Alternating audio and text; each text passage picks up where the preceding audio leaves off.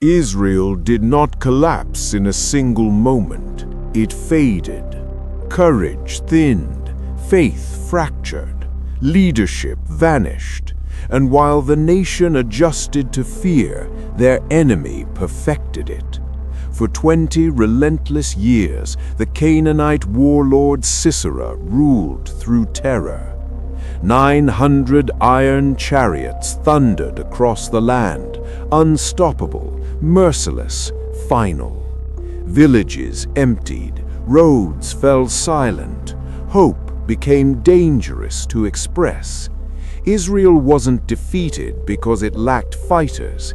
It was defeated because no one believed victory was still possible. And then God chose a woman. If you think leadership always looks powerful, if you believe deliverance always comes from the obvious place, or if you've ever wondered whether God still uses unexpected people, stay with this story. Like this video, share it with someone who underestimates quiet obedience, and subscribe for stories that reveal how God reshapes history, not through force, but through faith. Because this victory did not begin on a battlefield, it began beneath a tree. Deborah did not command an army from a palace. She sat beneath a palm tree. No throne, no armor, no entourage, only discernment. People came to her not because she demanded authority, but because truth followed her voice. She was a judge of Israel, but more than that, she was a prophetess, someone who heard God clearly when fear drowned out everyone else. While men counted chariots, Deborah listened for timing, and when the moment came, she sent for a man named Barak. Deborah did not ask for Barak's opinion. She delivered God's instruction. Go, gather 10,000 men. I will draw Sisera into your hands. I will give him to you. This was not a suggestion. It was a promise. But Barak hesitated. I will go, he said, only if you go with me. Fear rarely says no. It says only if. Deborah agreed, but with a prophecy.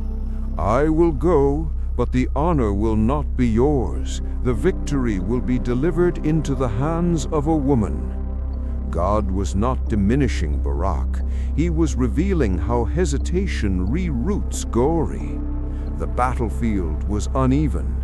Israel stood on foot. Sisera commanded iron. Chariots were the ultimate weapon of the age. Once they charged, armies collapsed.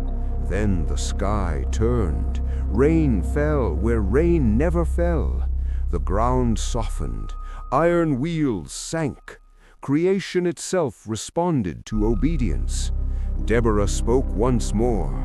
Rise, this is the day the Lord goes before you. Barak charged. What iron could not overpower, faith outlasted. Sisera fled on foot. The feared commander ran until he reached the tent of Jael. A woman, alone, unassuming.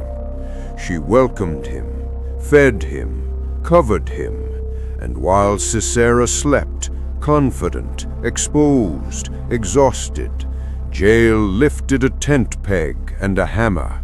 No announcement, no hesitation, no retreat. The enemy of Israel fell not in battle, but in false safety. Deborah's words were fulfilled. A woman ended what fear prolonged. Deborah never lifted a sword, yet she led a nation to victory. Jael never marched with an army, yet she ended a war. This story is not about gender, it is about availability. When others hesitated, they obeyed.